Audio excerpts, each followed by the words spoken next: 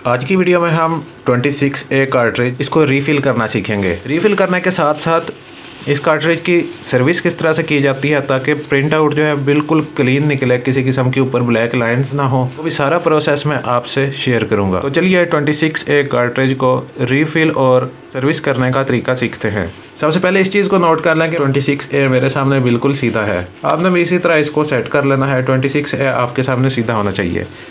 इसके बाद जैसे ही आप इसको राइट साइड पे इस तरह करेंगे तो आपको यहाँ ड्रम रोलर के इस कनेक्शन के लिए एक स्प्रिंग नज़र आएगा। सबसे पहले आपने इस स्प्रिंग को अलग करके सेव कर लेना है, क्योंकि अगर ये छोटा सा स्प्रिंग आपसे गुम गया कार्ट्रिज प्रिंटर में सही से वर्क नहीं करेगा और बार बार आपके पेज फंसते रहेंगे, इसलिए आपने इस स्प्रिंग को संभाल के रखना है।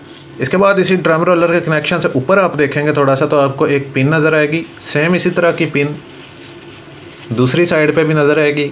इन दोनों पिन्स को आपने निकाल लेना है। दो पिन्स को निकालने के लिए मैं नेल कटर का यूज़ करूँगा। नेल कटर को इस तरह से खोल लेते हैं ताकि हमें ये पिन निकालने में सहूलत हो जाए। दोनों साइड्स की पिन्स जो हैं इसको हम नेल कटर की मदद से निकाल लेंगे इस तरीके से। और सेम इसी तरह दूसरी साइड पे भी एक पिन मौजूद है, ये वाली पिन है, इसे भी आपने निकाल लेना है।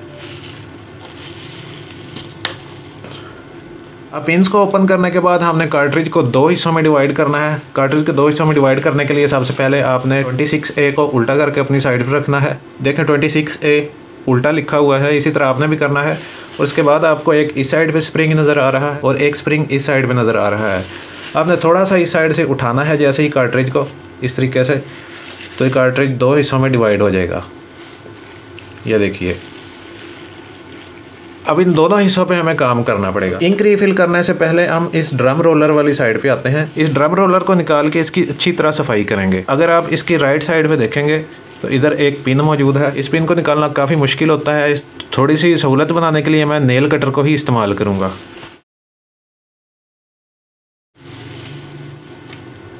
लीजिए, यह पिन निकल चुकी है, इसको भी सेव कर लेते हैं एक साइड पे। इसके बाद अब ये ड्रम रोलर फ्री हो गया है। इसको निकालने से पहले आपको एक ब्लैक कलर का रबर का बना हुआ रोलर नज़र आएगा, इसको भी आपने बड़े ही एहतियात से निकाल देना है। इसे निकालने के लिए आपने ड्रम रोलर की ये जो गियर यानी गरारी वाली साइड है इसको छोड़ के दूसरी साइड पे आ जाना है। यहाँ पे आप जैसे ही इसको थोड़ा सा ऊपर उठाएंगे ये बाहर आ जाएगा। इसके बाद इस रोलर को आपने दाईं तरफ खींचना है तो ये रबर का रोलर बाहर आ जाएगा। इसको भी साइड पे रख लेते हैं एक बार।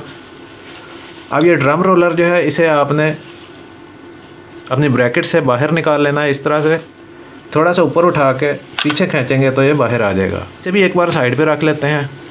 इसके बाद अगला काम जो करना है वो ये है कि आपने इन दोनों स्क्रूज़ को ओपन कर देना है। दोनों स्क्रू ओपन करने के बाद गटर की ये प्लेट या वाइपर जिसको कहते हैं, इसको एहतियात से आपने इस तरह उठा के बाहर निकाल लेना है। इसको रखते हैं साइड पे। ये जो सारे कंपार्टमेंट आपको नज़र आ रहे हैं इसको कहते हैं गटर।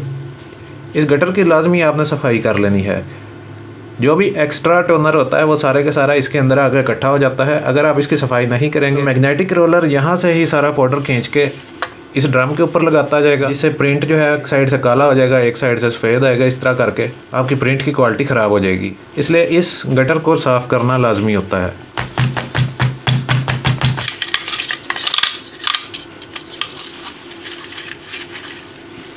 तो यहाँ पे जितना भी एक्स्ट्रा टोनर था वो सारा मैंने क्लीन कर लिया है। इस हिस्से को अच्छी तरह साफ़ करने के बाद आपने इस वाइपर प्लेट को जो कि इस ड्रम रोलर को साफ़ करती है ऊपर से इस तरह से क्लीन कर लेना है। और साथ ही चेक भी कर लेना है कि ये जो इसके ऊपर वाइपर लगा हुआ है ट्रांसपेरेंट वाइपर, ये नरम हो। अगर ये सख्त होगा तो ये वाइपर क्लीनिंग के दौरान इस ड्रम रोलर के ऊपर लाइंस लगा देगा, जिससे प्रिंट की क्वालिटी ख़राब हो जाएगी। इसलिए इसे भी चेक कर लीजिएगा, या थोड़ा बहुत फ्लेक्सिबल या नरम होना चाहिए। इस वाइपर प्लेट को भी अच्छी तरह आपने साफ़ कर लेना है। इसे साफ़ करने के बाद वापस इसकी फ़िटिंग में आपने लगा देना है। जिस तरह से उतारा था बिल्कुल उसी तरह ही आपने लगाना है। साथ एक और चीज़ का ख्याल रखना है, सफाई के दौरान ये एक प्लास्टिक की फिल्म है, इसको आपने बिल्कुल भी डैमेज नहीं होने देना। दोनों स्क्रूज टाइट कर लिए हैं। अब इसको रखते हैं एक साइड पे। और ये ड्रम रोलर और ये जो रबर का रोलर हमने निकाला था इसको भी गैसोलीन या पेट्रोल से या फिर मिथाइलेटेड स्पिरिट से साफ़ कर लेना है। आपने इसे बिल्कुल क्लीन और नरम कपड़े या टिश्यू पेपर पे लगा के अच्छी तरह इन दोनों रोलर्स को साफ़ कर लेना है। अगर इन पे लाइंस रहेंगी तो वो लाइन आपके फिर प्रिंट के ऊपर भी शो होंगी। तो इनको भी मैं जल्दी से साफ़ कर लेता हूँ। इन दोनों रोलर्स को मैंने साफ़ कर लिया है। अब वापस इनको जहाँ से हमने निकाला था वहीं पे ही लगा देते हैं। सबसे पहले हम इस ड्रम रोलर को लगा लेंगे। इसको लगाने के लिए आपने पिन वाली साइड जो है उस पर ये पिन वाली साइड ही सेट करनी है, जबकि ये दूसरा हिस्सा जो आपको नज़र आ रहा है ये इस बड़े होल की जानिब आएगा। तो इसे सेट करने के लिए सबसे पहले आपने यहाँ पर इस तरीके से इसे फिट कर लेना है। थोड़ा सा प्रेस करना पड़ेगा आपको। इसके बाद इसकी बाकी की फिटिंग आपने थोड़ा सा प्रेस करके इसे इस तरीके से सेट कर लेना है। इसे प्रेस करेंगे एक बार दोबारा से और ये अपनी फिटिंग में आ जाएगा।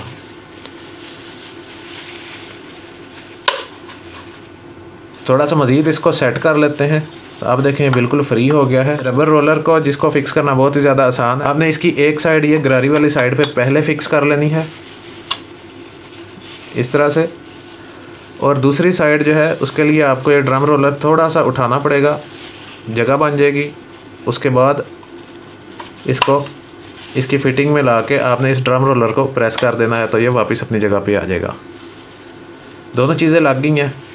अब जो काम रह गया है, ये जो पिन हमने निकाली थी इसको वापस अपनी जगह पे लगाना है। इस पिन को मैंने लगा लिया है और थोड़ा सा बाहर रखा है ताकि अगली बार जब मुझे ओपन करना पड़े तो यार आराम से ओपन हो जाए, क्योंकि पहली मरतबा ये बहुत ज़्यादा मुश्किल से ही बाहर आती है। अच्छा, अब इस पार्ट की मेंटेनेंस कंप्लीट हो गई है। इसको अब रखते हैं एक साइड पे। अब बारी आ गई है मेन कंपार्टमेंट की। इसकी भी हम सफाई करेंगे पहले और उसके बाद फिर इसमें इंक रिफिल करेंगे। तो सफाई करने के लिए सबसे पहले आपने इस मैग्नेटिक रोलर को बड़ी ही एहतियात से बाहर निकाल लेना है। 26A को अपने सामने रखना है, बिल्कुल सीधा नज़र आना चाहिए आपको। या दूसरी निशानी ये है, ये जो गरारियाँ हैं आपने इन गरारियों वाली साइड पे या गियर्स वाली साइड पे बिल्कुल भी कोई ओपनिंग नहीं करनी। आपने हमेशा गियर्स की दूसरी साइड जो है इसको ओपन करना है। एक स्क्रू है, इसको निकाल लेंगे बाहर। तो जैसे ही आप इस स्क्रू को निकालेंगे तो उसके बाद आपने हल्का सा प्रेस करना है इस पार्ट को और ये पार्ट बाहर आ जाएगा इस तरह से। ये साथ मैग्नेटिक रोलर का मैग्नेट बाहर आ रहा है तो हम इसको थोड़ा सा सपोर्ट करके तो अंदर ही रहने देंगे और इस हिस्से को निकाल के साइड पे रख लेंगे। अब इस मैग्नेटिक रोलर के ऊपर एक फिटिंग है, इसको आपने घूमने नहीं देना। और जैसे ही आप इस मैग्नेटिक रोलर को थोड़ा राइट साइड पे अपनी तरफ खींचेंगे तो ये इस साइड से अपनी फिटिंग से बाहर आ जाएगा। इसको एहतियात से हल्का हल्का घुमाते हुए आपने इस तरीके से बाहर निकालना है। और याद रखें ये फिटिंग है, इसको आपने सेव रखना है, इसको घूमने नहीं देना। अब इस मैग्नेटिक रोलर को भी आपने क्लीन कर लेना है। इस पर जितना भी टोनर लगा हुआ है इस सारे को अच्छी तरह साफ़ कर लेना है। इसको अच्छी तरह साफ़ करने के बाद एक साइड पे रख देते हैं फ़िलहाल और आते हैं टोनर वाली साइड पे। ये जो आपको एक गेट नज़र आ रहा है इसे को भी साफ़ कर लेना है। वैसे ये सारा टोनर जो है अब हमें निकालना पड़ेगा बाहर। तो अब मेन चीज़ की तरफ आते हैं। अब अगर आपने इंक रिफ़िल करनी है तो ये 26A लिखा हुआ है। इसके लेफ़्ट साइड पे जैसे ही आप देखेंगे आपको एक कैप नज़र आएगा। इस कैप को ओपन कर देना है। इस जगह पे आपका टोनर या इंक जो है वो रिफ़िल होगी। पहले एक्स्ट्रा इंक जितनी भी है उसको आपने रिमूव कर लेना है। सारी इंक रिमूव करने के बाद ये जो मेटल वाला पोर्शन आपको नज़र आ रहा है इसको भी आपने क्लीन कर लेना है। याद रखें ये बड़ी नाजुक सी फिल्म्स हैं प्लास्टिक की, इनको आपने डैमेज नहीं होने देना, बड़ी एहतियात से इनको साफ़ करना है।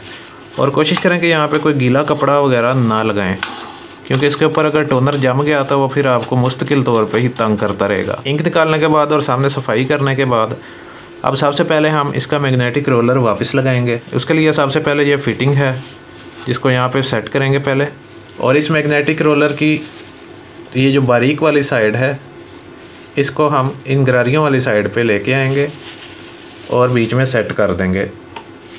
देख लीजिए अभी हमने इसको पूरी तरह सेट नहीं किया, थोड़ा सा इसको ऊपर से प्रेस करेंगे तो ये अपनी जगह पे आ जाएगा। इसको अब यहाँ पे आपने पकड़ के रखना है और इंक को रीफ़िल करना शुरू कर देना है। अब टोनर को रीफ़िल करने का जो रूल होता है वो ये है, अगर आप इस टैंक को 4 हिस्सों में डिवाइड करेंगे तो 3 हिस्से आपने टोनर इसमें फिल करना है। अगर आप टोनर बिल्कुल ऊपर तक फिल कर देंगे तो बजाय इसका कि प्रिंट अच्छा आए सारे का सारा पेज आपका ब्लैक हो जाएगा, ऊपर लाइन्स ही लाइन्स शो होना शुरू हो जाएंगी ब्लैक कलर की। किसी भी प्रिंटर का कार्ट्रिज है उसका टोनर जब भी रीफ़िल करना है तो आपने 4 में से 1 हिस्सा छोड़ देना है, बाकी आप रीफ़िल कर सकते हैं।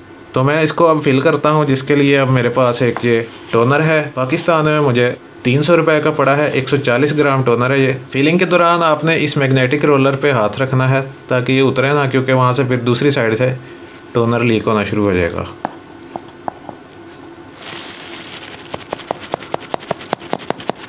एक बार अंदाजे से फिल करने के बाद आपने किसी भी पेचकस की मदद से एहतियात से पेचकस को इंसर्ट करके देख लेना है अंदर इस तरह से, और बाहर निकाल के देख लेना है उस पर कहाँ तक टोनर लगा हुआ है। उसके बाद यहाँ पे आप सेट करेंगे तो आपको अंदाज़ा हो जाएगा कि कितना फिल हो चुका है। इस जगह तक फिल हो गया है, मतलब ये मैक्सिमम जितना करना चाहिए उतना हो चुका है। बस अब हमने इस लिड को क्लोज़ कर देना है और सारी चीज़ों को पैक करना है वापस से। अगर ग्राम्स की बात की जाए तो 26 से कार्ट्रिज में तकरीबन 120 ग्राम टोनर जाएगा। लीकेज को रोकने के लिए मैं कैप के ऊपर एक प्लास्टिक की छोटी सी शीट लगा रहा हूँ, जिससे कि यहाँ से इंक लीक होना बंद हो जाएगी। जितनी ये एक्स्ट्रा शीट है इसको रिमूव कर दूँगा। इसके बाद जो हिस्सा हमने रिमूव किया था उसका स्प्रिंग भी ऊपर की जानिब ही रखना है, जिस तरह से ये स्प्रिंग ऊपर की जानिब है, और इस मैग्नेटिक रोलर में इसको एडजस्ट कर देना है। अगर ये प्लेट सही तरीके से नहीं बैठ रही तो आपने इसे थोड़ा सा यहाँ पे सेट करने के बाद इन गरारियों वाली साइड से मैग्नेटिक रोलर को घुमाना है। जब आप इसे घुमाएंगे तो इस साइड पे इसकी फ़िटिंग खुद ब खुद आ जाएगी। तो मैंने इस साइड को फिक्स तो किया है, लेकिन ये सही से बैठ नहीं रही। मैं क्या करूँगा, इस साइड पे मैं मैग्नेटिक रोलर को गरारियों की मदद से घुमाऊँगा, तो जैसे ही घुमाऊँगा ये अपनी फ़िटिंग में, ये देखें, आ गया। अब ये पूरी तरह अपनी जगह पे बैठ चुका है। अब जो हमने स्क्रू निकाला था इस साइड से उसको वापस लगा देना है। अब आ रही है इन दोनों पार्ट्स को एक दूसरे के साथ लगाने की। तो इन दोनों पार्ट्स को लगाने के लिए आप करना है, ड्रम रोलर की गरारी वाली साइड और दूसरा पार्ट जो है उसके गरारियों वाली साइड जो है, इनको आमने सामने रखना है। ड्रम रोलर भी ऊपर की जानिब हो और मैग्नेटिक रोलर भी ऊपर की जानिब हो, और ये जो स्प्रिंग नज़र आ रहे हैं आपको ऊपर, इनको इस कैविटी के बिल्कुल सामने रखना है। इस तरीके से बिल्कुल का स्प्रिंग दोनों इधर सेट हो जाएंगे।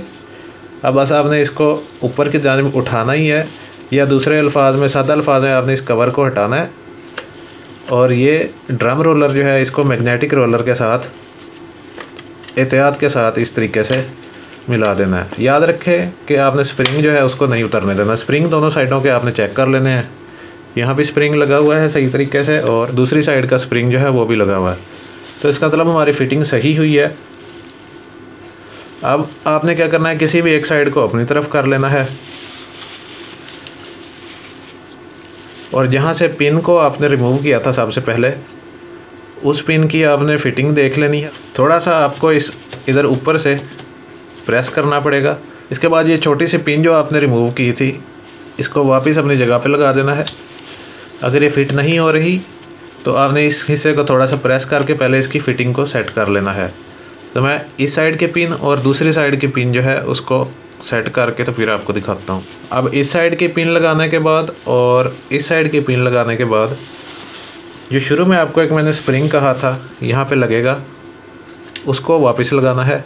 मैग्नेटिक रोलर का जोड़ नज़र आ रहा है, इसके बिल्कुल साथ स्प्रिंग इंसर्ट करने के लिए जगह है और ये जो इसको आपने इस गैप की तरफ करना है। स्प्रिंग इस तरह से लगाना है कि ये यहाँ पे मुड़ जाए।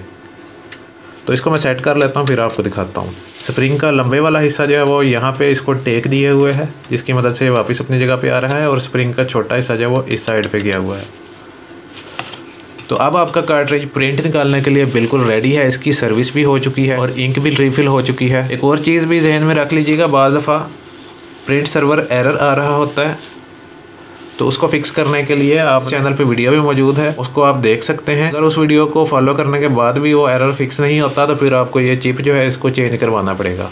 तो उस वीडियो को पहले लाजमी देख लीजिएगा ताकि ऐसे बिला वजह आपके पैसे ज़ाया ना हो।